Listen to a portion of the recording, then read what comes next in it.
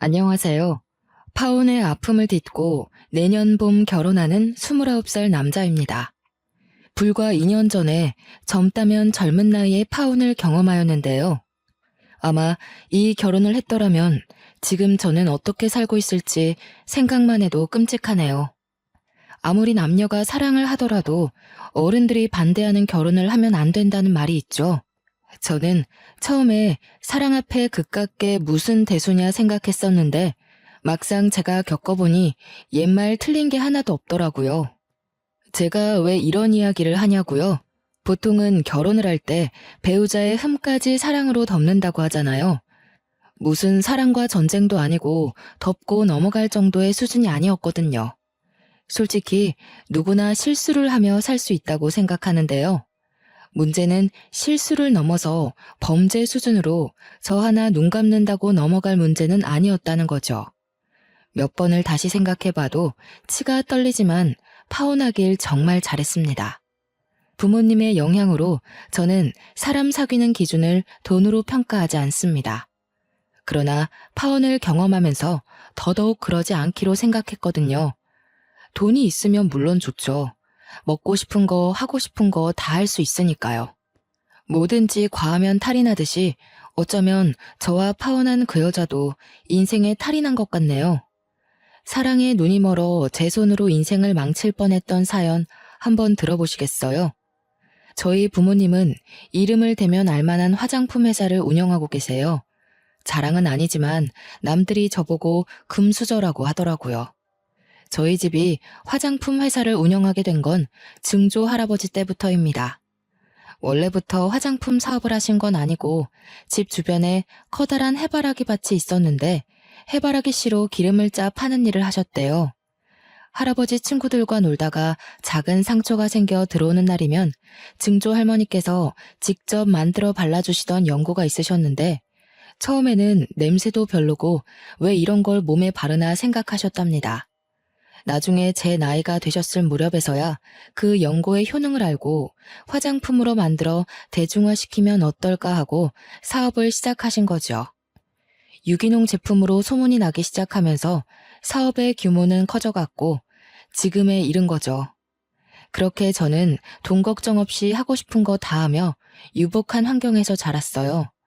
그렇다고 돈을 허투루 쓰거나 남들에게 집안을 과시하는 경우는 없었습니다. 부모님이 돈을 많이 벌면 나보다는 남들을 위해 써야 한다며 항상 받은 만큼 베푸는 삶을 살라고 하셨거든요. 원래는 대학을 졸업한 뒤 곧바로 아버지 회사에서 경영 수업을 받을 예정이었어요. 하지만 아버지는 세상 돌아가는 물정을 알아야 한다며 오피스텔을 하나 얻어주시고는 일절 지원을 하지 않으셨습니다. 생활비, 용돈, 식비, 그 모든 것을 제가 스스로 해결해야 했고 저도 동의한 부분이었지만 막상 혼자 모든 걸 해결하려니 정말 막막하더라고요. 매번 어머니나 이모님이 해주시던 밥만 먹다가 제가 스스로 요리도 해보고요. 말 그대로 맨땅에 헤딩이었습니다. 그래도 다행인 건 용돈을 차곡차곡 모아둔 덕에 당장 생활할 돈은 있었죠. 제가 취업한 회사는 A그룹 계열사로 마케팅이나 기업체 홍보를 도와주는 업체였는데요. 저는 홍보팀에서 업무를 담당하게 되었습니다. 입사한 지 한 달 정도가 되었을 무렵 입사 동기들과 술자리를 가졌어요. 회사에 적응을 했냐, 일은 어떻냐 등 이런저런 이야기를 하며 술 한 잔을 기울였죠. 그러다 각자 연애에 대해 말을 하게 되었죠. 별 관심이 없던 터라 듣는 둥 마는 둥 하며 안주를 먹고 있는데 동기 녀석 중 하나가 저에게 연애해 볼 생각 없냐고 묻는 거 아니겠습니까? 아직 자리 잡기 전이고 누굴 만날 여력이 되지 않았기에 지금 당장은 생각이 없다고 했죠. 사실 연애를 하는 데 있어서 쓰라린 아픔이 여럿 있었죠. 첫사랑도 대학을 다니며 만나던 여자친구들도 저는 제가 차본 적이 없거든요. 실제로 사귀면서 나중에 제 배경을 알고는 부담스럽다며 이별을 고했던 터라 남들처럼 평범한 연애는 하기 어려웠어요. 좋게 헤어졌던 적이 없거든요. 윤성아, 우리도 이제 어엿한 사회인인데 연애도 하고 슬슬 결혼도 해야지. 번듯한 직장에 생긴 것도 이 정도면 준수하지. 어디 모자란 데가 있냐? 동훈아, 너도 잘 알잖아. 내가 겁나서 연애하겠냐? 만났다 쳐. 또 차이라고. 난 차라리 평생 솔로로 살련다. 생각해주는 마음은 고맙다. 그래, 그 마음 내가 잘 알지. 드라마에서 보면 재벌은 재벌끼리 결혼하잖냐. 너도 정략 결혼 뭐 그런 거 안 해? TV에서 보면 거래처 대표 딸이니 무슨 의원 딸이니 하면서 다 연결되던데? 말이 되는 소리를 해라. 우리 집이 무슨 샘샘그룹 수준도 아니고. 그리고 우리 집 그렇게 보수적인 집 아니다. 우리 부모님도 대학 때 만나서 연애 결혼하셨다고. 나는 자연스러운 만남을 추구해. 정략 결혼? 난 절대 그런 거 안 할 거야. 연애는 부질없다며 저한테 연애는 사치인 것 같다고 신세한탄을 하자 회사 사람 중에 유일하게 저희 집에 대해 아는 친구였던 터라 저를 이해해 주더군요. 그래도 기분 좋게 모임이 마무리되고 며칠의 시간이 흘렀습니다. 저에게 연애해 볼 생각 없냐던 동기 녀석이 간만에 불금을 즐겨보자며 저녁을 먹자고 연락이 온 거예요. 그래서 퇴근 후 근처 식당에서 보기로 하고 먼저가 기다렸습니다. 한 20분쯤 지났나? 언제 오나 전화를 해보려던 찰나 가게로 동기와 처음 보는 여자가 같이 오는 게 아니겠어요? 동기랑 둘만 보는 줄 알았는데 처음 보는 사람이 있어서 그런지 분위기가 괜히 낯설게 느껴졌어요. 인사해. 얘는 남가은. 이쪽은 내 입사 동기 정윤성이고. 아, 윤성아. 가은이 예쁘지? 가은이는 거래처 담당 직원인데 나랑 동갑이지 뭐야? 일하면서 연락하다 보니 우리 친구 먹기로 했어. 너한테도 소개시켜주고 싶었어. 이야, 잘 어울리는 한 쌍인데? 괜한 자리에 끼어든 건 아닌가 모르겠네요. 내가 만나게 해달라고 졸랐어요. 동훈이가 사진을 보여주는데 그쪽 보고 첫눈에 반한 거 있죠? 기분 나빴다면 미안해요. 가은이가 성격이 얼마나 좋은데 이왕 이렇게 된 거 나이도 같으니 친구로 지내는 게 어때? 원래 친구에서 연인으로, 연인에서 부부로 다 그렇게 된다더라. 너는 무슨 소리를 하는 거야? 임마, 뜬금없이. 같이 오는 사람이 있었으면 미리 말을 해야지. 그리고 늦으면 늦는다고 이야기라도 하던가. 너도 참. 그러니까 내가 오늘 술 한잔 산다잖냐. 우리 가은이 모시고 오느라고 조금 늦었다. 미안하다 미안해. 자자, 이렇게 만난 것도 인연인데 다들 한잔합시다. 분위기가 무르익어가고 그 여자와 번호도 교환하며 셋이서 늦은 밤까지 술을 마셨죠. 그 여자도 취기가 있었지만 숙취 해소제를 사와 저를 챙겨주는 모습에 호감이 생겼고요. 그 뒤로 서로 연락하며 좋은 친구 사이가 되었고 사적으로 만나는 횟수도 늘어나게 됐죠. 대화를 하다 보니 취미 생활도 비슷해 이야기가 더 잘 통했던 것 같아요. 제가 밥도 못 먹고 일한다 하면 자신의 도시락을 싸면서 제 것도 같이 싸주고 회사가 가까웠기에 지나가면서 일 때문에 힘들 텐데 당 충전을 하라며 커피도 사주고 세심하고 배려 있는 모습에 저는 감동을 받았죠. 이런 여자면 평생을 같이 살아도 행복할 것 같았어요. 어느 날 영화를 보고 맛있는 음식을 먹으며 데이트를 했는데 그날 제가 고백했습니다. 친구 말고 진지한 사이가 되어보자고. 그렇게 저희는 연인 사이로 발전했습니다. 지금 생각해보면 정말 후회할 짓이었네요. 시간을 되돌릴 수만 있다면 그때 저를 뜯어말렸을 거예요. 몇 개월이 시간이 흐른 뒤 가을 어기였을 겁니다. 여전히 저희는 열렬히 사랑하고 있었고 미래를 함께하기로 약속하여 결혼을 이야기했죠. 그러던 어느 날 대학 동창 모임이 있었는데 파트너를 데리고 오라는 소리에 여자친구를 소개시켜주고 싶어 동행했어요.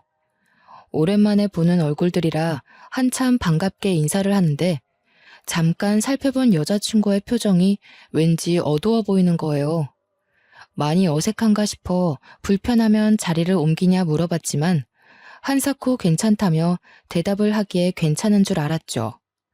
나중에서야 말씀드리겠지만 불편했던 이유는 따로 있었더군요. 친구들은 제가 결혼할 여자를 데려왔다고 하니 많은 관심을 가졌습니다.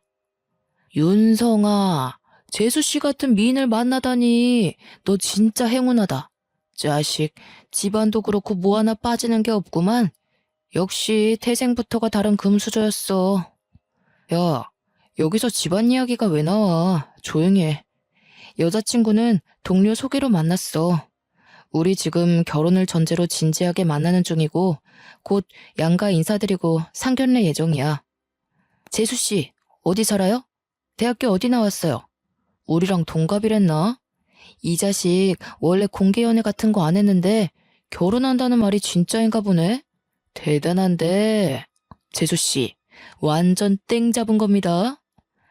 아, 저는 A대학 경영학과 나왔어요. 나이는 윤성 씨랑 동갑이에요. 윤성 씨 같은 사람 만나게 돼서 저는 엄청 감사하고 있어요. 땡 잡았죠. 친구들은 여자친구에 대해 상당히 궁금했는지 여러 질문을 많이 하더군요.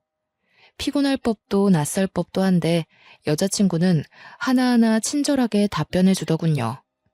그렇게 화기애애한 분위기로 동창 모임이 끝났어요. 늦은 시간이기도 하고 내일 출근도 해야 하기에 자리를 파했습니다. 오늘 친구들 상대하느라 고생 많았어. 자식들이 좀 짓궂네. 많이 부담스럽게 한 것 같아서 내가 대신 사과할게. 미안해. 뭐 어때?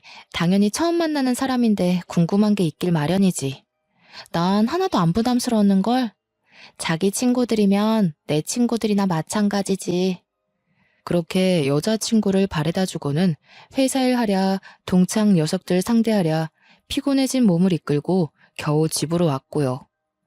며칠 뒤 대학 과동기였던 친구에게 연락이 왔는데요. 이 친구는 여자이지만 저와 둘도 없는 친한 친구입니다. 철없던 20살 대학생 새내기 시절을 함께 보낸 과에서 유일한 여학생이기도 했고요. 제가 군 생활하며 적응을 못하고 있을 때 쓸데없는 생각하지 말라며 강원도 인제까지 꼬박꼬박 면회를 와서 말동무가 되어준 정말 고마운 사람입니다. 친구는 제 여자친구에 대해 해줄 말이 있다며 전화를 한 거였어요. 그날 처음 봤을 텐데 제 여자친구에 대해 무슨 말을 하는지 궁금해 말해보라 했죠. 윤성아, 내가 너한테 좀 안 좋은 소리를 할 거야. 그래도 곡해하지 말고 들어줬으면 해. 네가 어떻게 생각할지 모르겠지만 네가 지금 만나는 여자친구가 말이야.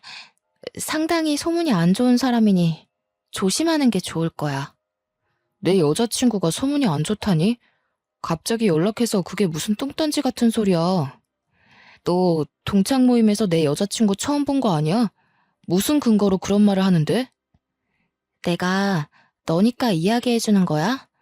그 여자 A대학 경영학과 나왔다고 했지? 그 대학 나온 사람은 다 아는 이야기야. 그때 남자 문제가 끊이질 않았어. 젊은 이팔 청춘이 그럴 수 있다 생각하겠지만 도가 지나쳤다니까. 그러다 어느 날 갑자기 흔적도 없이 조용히 사라지더니 왜인 줄 알아? 대학 교수랑 불륜을 저질러서 얼굴 팔려가지고 휴학하고 해외로 튄 거였어. 야, 너는 지금 그게 말이 된다고 생각해? 내 여자친구가 그런 사람이라고? 도대체 네가 무슨 말을 하는지 하나도 이해가 안 가. 너 혹시 다른 사람이랑 착각한 거 아니냐? 내가 미쳤다고 이런 걸로 너한테 거짓말을 하겠니? 나도 대학생 때 사귀던 남자친구 민석이 알지? 걔 그 여자랑 바람나서 헤어진 거잖아. 나도 미쳤었지만 다시 화해해서 만나는데 그 여자가 임신했다면서 수술해야 된다고 민석이한테 돈도 뜯어갔었어. 이래도 내가 헛소리 같니? 아니, 어떻게 이럴 수가 있는 거지? 어떻게 생각해야 할지 감이 안 잡히네. 너 그 말 사실이야?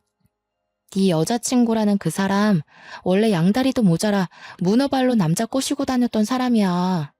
혹시 모르니 너도 조심하는 게 좋을 거야. 그러다 정말 코 깨인다. 솔직히 처음에는 긴가민가 했거든. 얼굴이랑 이름이 달라서. 근데 어디서 많이 본 게 영 낯이 익어서 수소문 좀 해봤지. 알고 보니 외국으로 쫓겨나면서 성형을 좀 했나 보더라고. 개명도 했더라. 그래서 내가 선뜻 알아보지 못했던 거고. 믿는 건 네 자유야. 무슨 얼토당토 않는 이야기야. 너는 결혼할 여자 뒷얘기 들으면 퍽이나 기분 좋겠다. 생각 좀 하고 얘기해, 제발. 그러다 그 당사자가 내 여자친구가 아니면 너 고소 먹어도 할 말 없는 거야. 신고를 하던 말던 나는 사실만 이야기해주는 거야. 믿던 안 믿던 그것도 네 자유고. 내 말 무시하면 고스란히 대가를 치를 거라는 것만 알아도 다 경험에서 우러나온 이야기야. 그렇게 잡소리할 시간에 네 취미 생활이나 더해. 결혼 준비 잘해가고 있는 커플한테 그게 할 소리냐? 너 다시는 연락하지 마. 결혼을 약속한 여자친구의 뒷이야기를 들으니 기분이 좋을 리 있겠습니까? 저는 결국 친구에게 신경질을 내버렸죠. 저도 사람인지라 친한 친구가 그렇게 이야기를 하니 살짝 의구심이 들긴 했습니다. 그래서 같이 근무하는 부서에 마침 A대학 출신의 후배가 있었죠. 혹시나 하는 마음에 대학 다닐 때 이런 소문 들어봤냐며 넌지시 이야기했어요. 선배, 그거 그렇게 놀랄 일도 아니에요. 그 대학 나온 사람들이면 웬만한 사람들은 다 알고 있는 이야기인데요, 뭐. 여러 남자 만나고 다니는 거 이해한다 쳐요. 대박이었던 건 교수랑 불륜한 거. 그게 대박이었죠. 학교로 와이프 찾아오고 머리채 잡히고 난리도 아니었죠. 정말 그 정도로 심각했어? 그 여자도 정말 대단하다. 무슨 정신으로 임자 있는 사람이랑 그런 짓을 했대?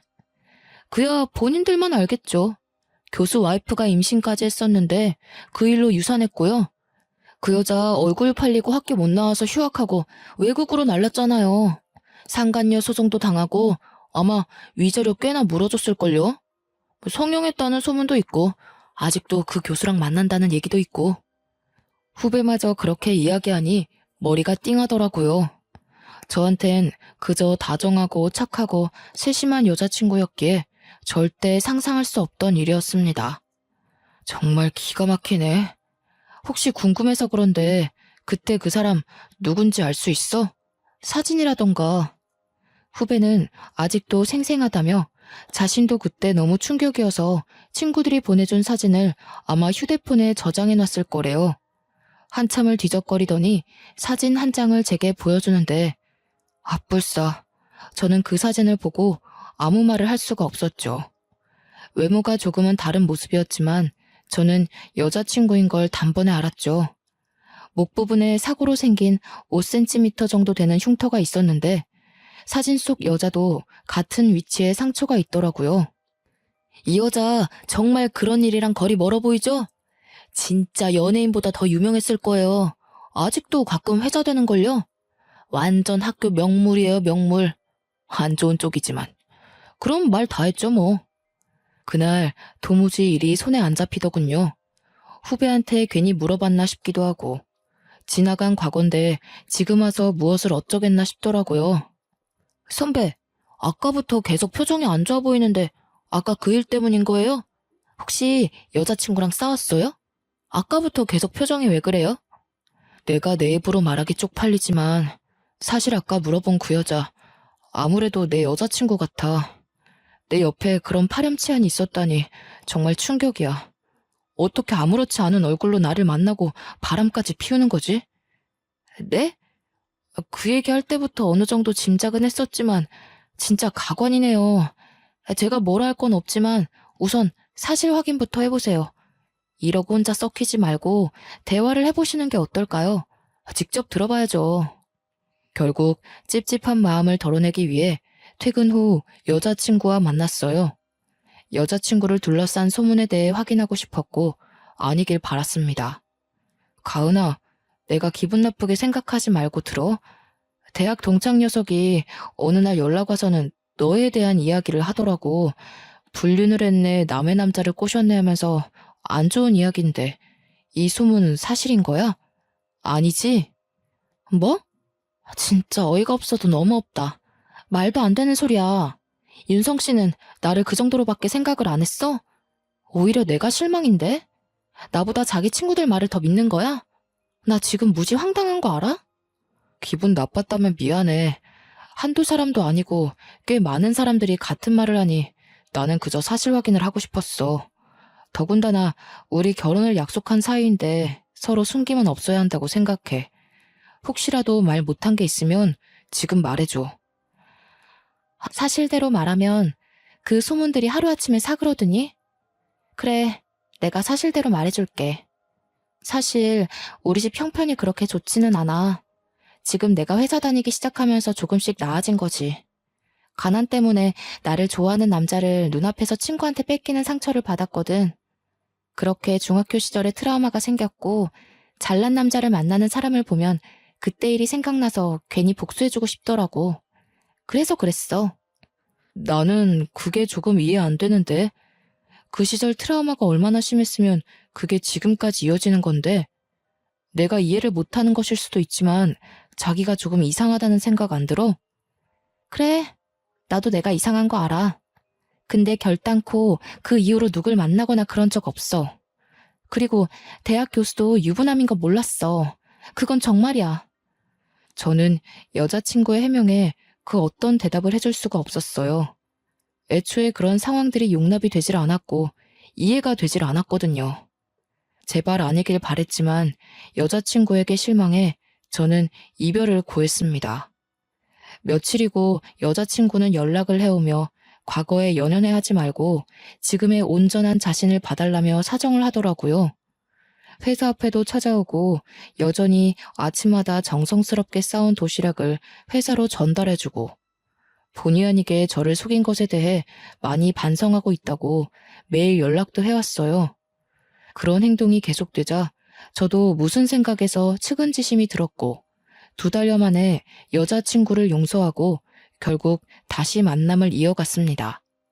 나이도 나이인지라 과거는 용서하기로 했고 저희는 다시금 불타오르는 사랑을 했죠. 결혼에 대해 진지하게 고민을 하며 양가 집안에 인사를 했습니다. 그때서야 여자친구에게 저희 집안에 대해 이야기를 해주었어요. 가은아, 대한화장품이라고 알지? 그 회사 대표님이 우리 아버지셔. 어머니는 로얄 미술관 운영하시고. 미리 말 못해서 미안해.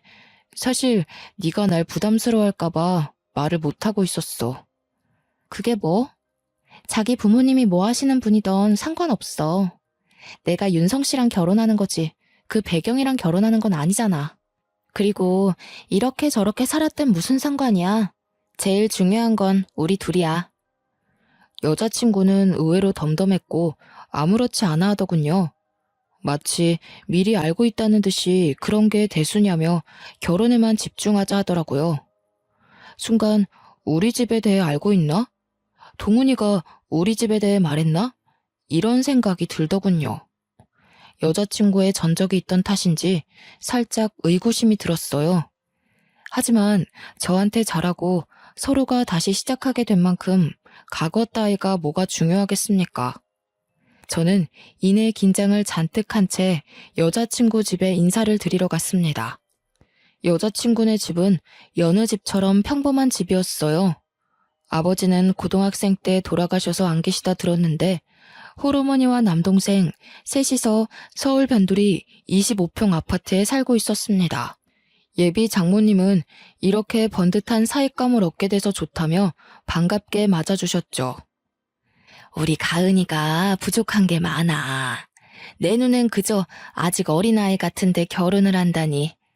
아이 아빠가 그렇게 가고 혼자 어렵게 키웠는데 많이 보태줘야 하는데 그러질 못해서 미안하네.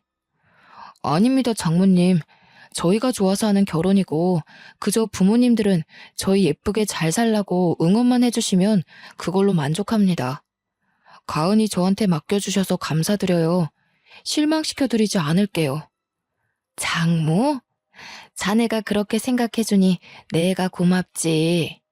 여긴 내 집이다, 우리 엄마다 생각하고 편하게 대해줘. 아이고, 듬직해라. 그렇게 상견례 날까지 무사히 진행되었고 결혼 준비로 바쁜 나날을 보내게 되었습니다. 결혼을 2달여 정도 남긴 시점이었을까요?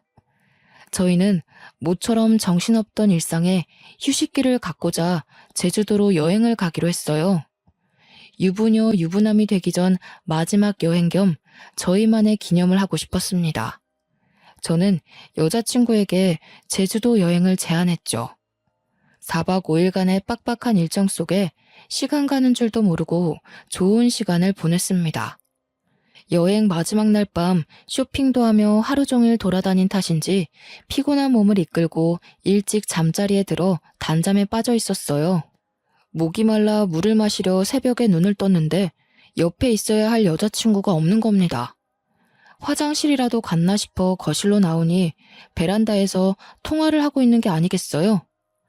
그 새벽에 하하호호 웃으며 통화를 하기에 무슨 이야기를 하나 싶어 가만히 듣고 있었는데 가관이더라고요.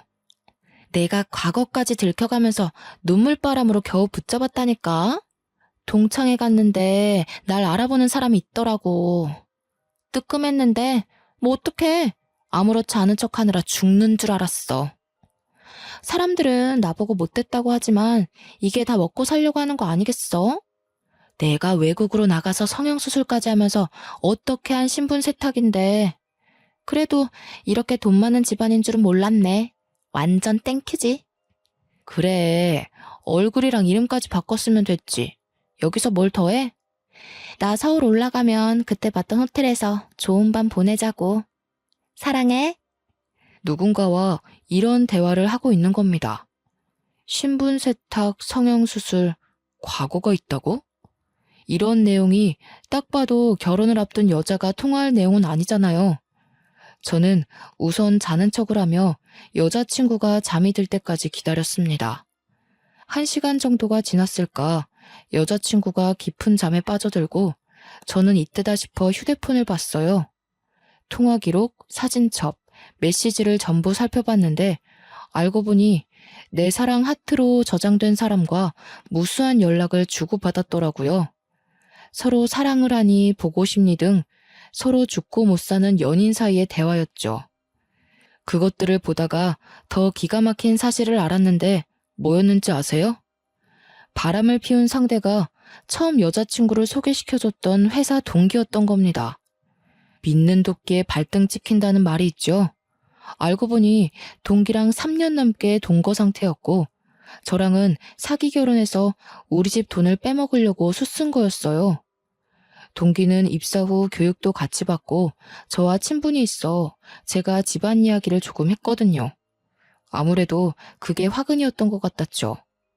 동기와 짜고 저에게 계획적으로 접근했다는 사실에 분노가 치밀어 올랐습니다.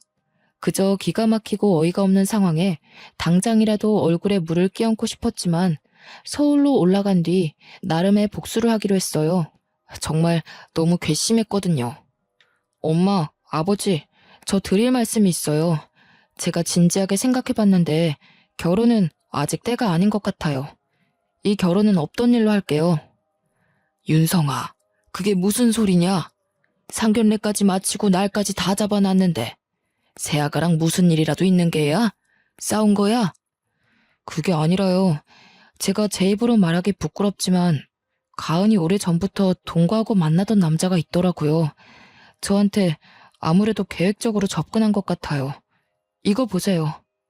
아버지께 여자친구의 일을 사실대로 말씀드리며 제 휴대폰에 저장해놓은 사진과 녹음 파일, 동영상을 모두 보여드렸죠.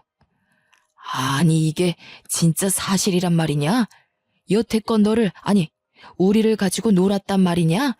세상에 이런 괘씸한 일이 있나? 이런 것들은 사회에서 갱생할 수 없게 만들어야 해. 이건 우리 집안을 무시해도 개무시를 한 거야. 내 이것들을 그냥.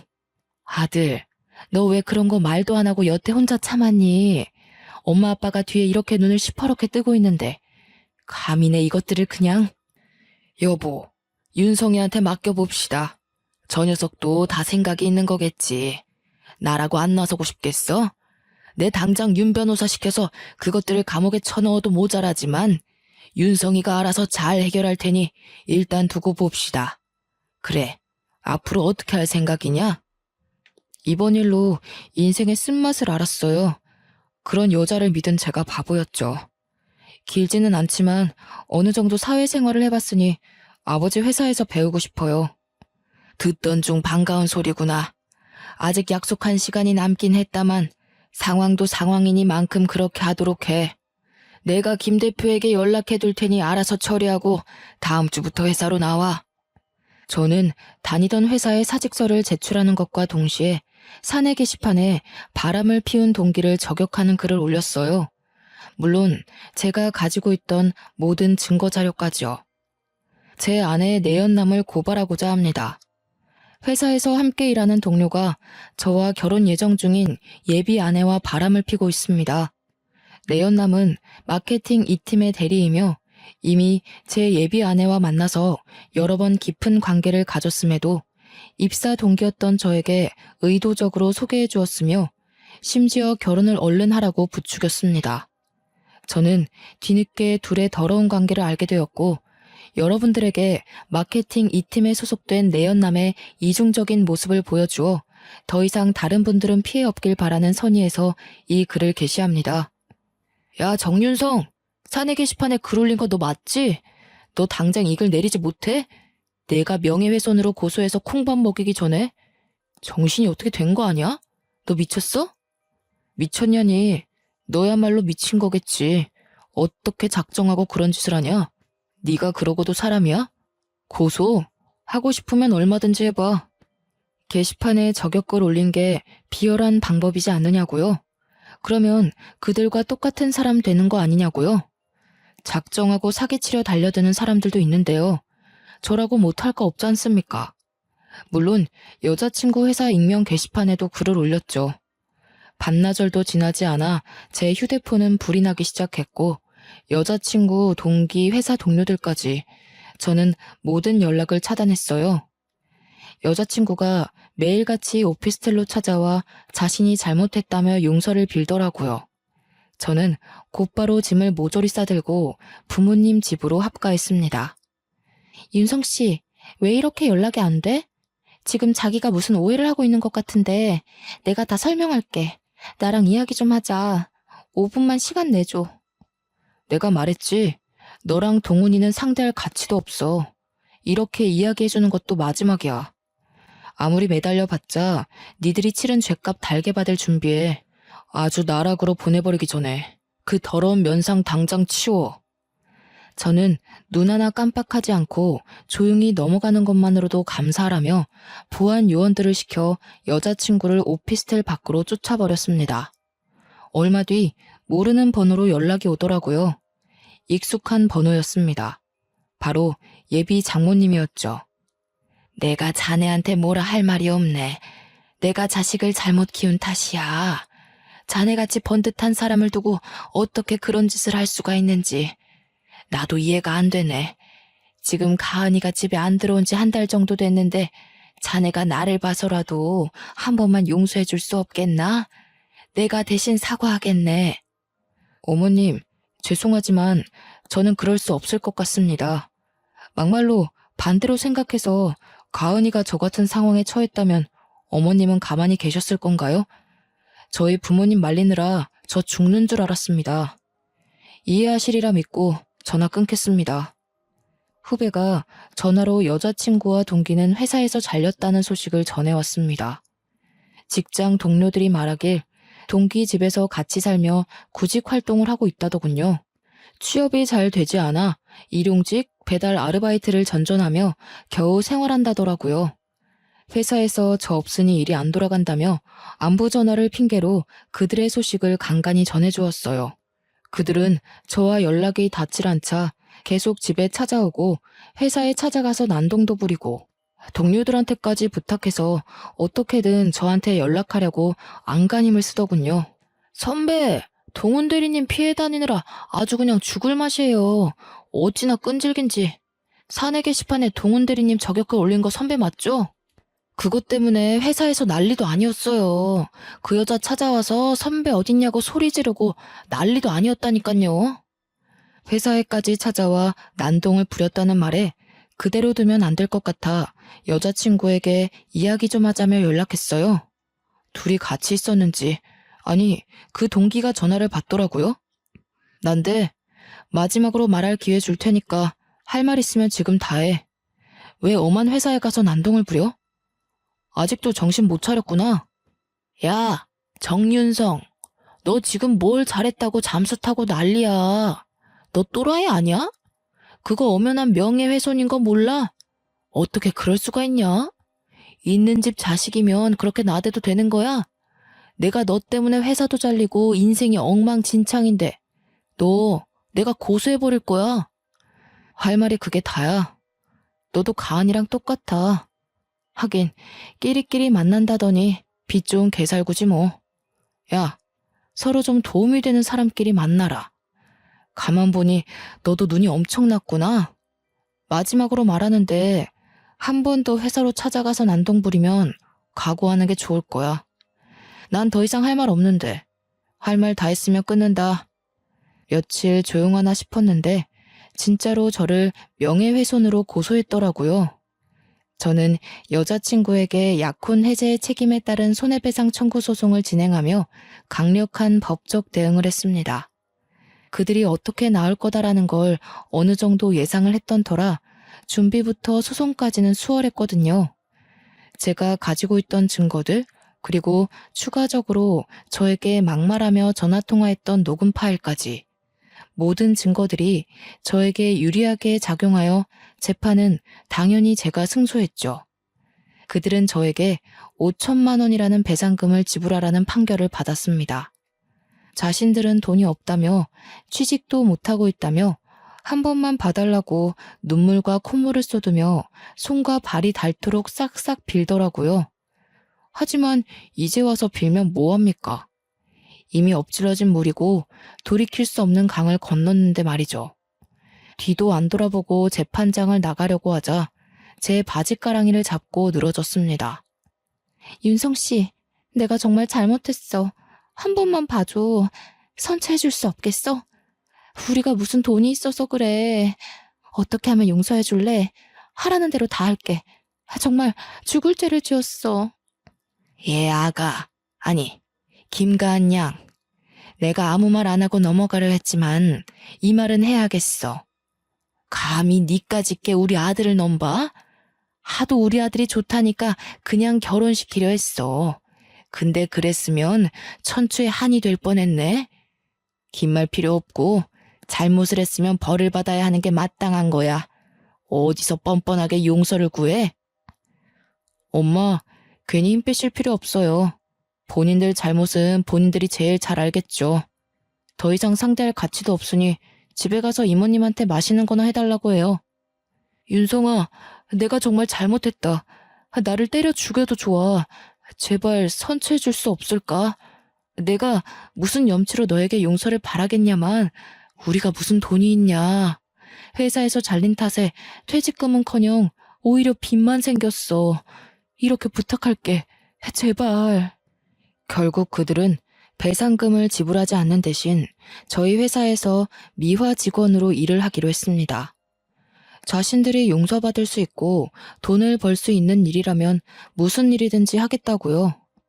아침에 출근할 때마다 청소를 하고 있는 모습을 보고 있노라면 고소해 죽겠습니다. 저는 아버지 회사에서 일반 사원으로 근무하고 1년 정도 후에 본격적으로 경영 수업을 받으며 본부장 직책으로 승진했습니다. 성공한 젊은 사업가 이미지를 더해 뉴스나 해외 언론에도 소개되며 승승장구하게 되었고요. 가끔 지나가며 그들을 발견하면 갑질 아닌 갑질을 했습니다. 주변에 시선도 있고 그러면 안 되는 걸 잘 알지만 너무 통쾌한걸요. 여기 복도가 왜 이렇게 더럽습니까? 보안요원, 여기 청소를 도대체 누가 하는 건가요? 이런 거 제 위치에 해놔야 미연의 사고로 방지할 수 있는 겁니다. 여기 책임자 누굽니까? 아까 미화부 직원들이 청소를 한다 했는데 알아보겠습니다. 윤성아, 아니 본부장님, 제가 잠시 정신을 팔았네요. 다시 하겠습니다. 정말 죄송합니다. 잘리기 싫으면 똑바로 하란 말이야. 화장실도 이동훈 씨 책임구역이죠? 요즘 거기 냄새 많이 난다고 사람들이 직접 방향제를 뿌립니다. 얼마나 청소를 안 했으면 직원들이 그럽니까? 화장실 청소 하나도 못해요? 미아팀 직원 관리랑 교육을 도대체 어떻게 하는 거야? 아이고, 본부장님 죄송합니다. 제가 잘하라고 지시했는데 실수가 있었나 보네요. 다시 시정하도록 하겠습니다.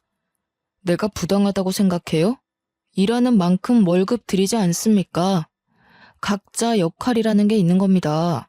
매뉴얼도 있고 하는 방법도 나와 있는데 청소 하나 하는 게 그렇게 어렵습니까? 그리고 계단이나 여기 에스컬레이터 손잡이 보세요. 청소 안 하시죠? 청결은 건강에도 영향을 미친다는 거 모릅니까? 당장 깨끗하게 다시 하세요. 본부장 직책을 맡고서는 정말 바쁜 나날을 보냈습니다. 아버지께서 과제 명목으로 주시는 크고 작은 프로젝트를 여러 개 성사시키기도 했죠.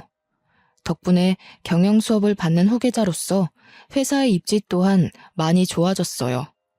툭하면 출장에 야근에 많이 피곤했지만요. 열심히 서포터해주는 팀원들과 협동해서 늘 좋은 성과를 냈어요.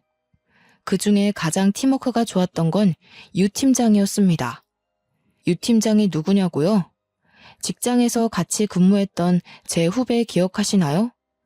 그 후배는 대학을 나오지 않았음에도 명석한 두뇌와 일머리가 좋기로 소문났던 인재였죠. 같이 근무하며 정말 일 잘한다라는 말을 입에 달고 달았을 정도였으니깐요. 작은 회사에서 썩히긴 아까운 사람이었고 본래 마케팅 업무를 했던 사람이라 그런지 업무를 해결하는 능력이 상당히 좋았습니다. 그래서 제가 아버지 회사에 입사한 이후 그 후배를 마케팅 팀장 자리로 스카우트 제안을 했죠.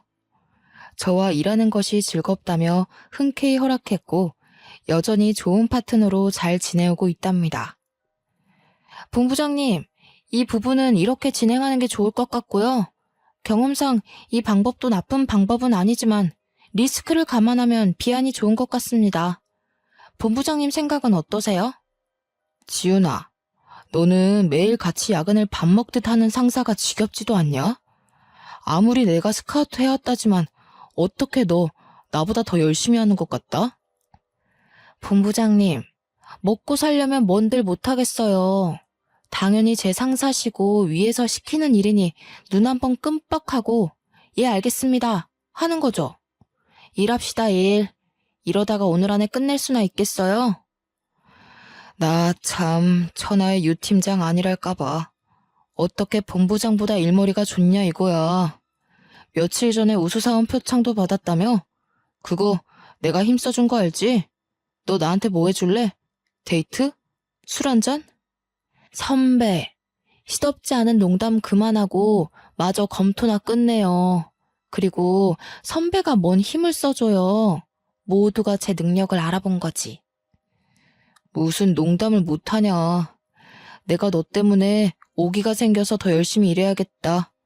이러다 나 제치고 본부장하고 사장하고 아주 그러다가 회사 오너 되겠어. 함께 일하며 울고 웃고 많은 시간을 함께하니 자연스레 정이 싹 트더군요.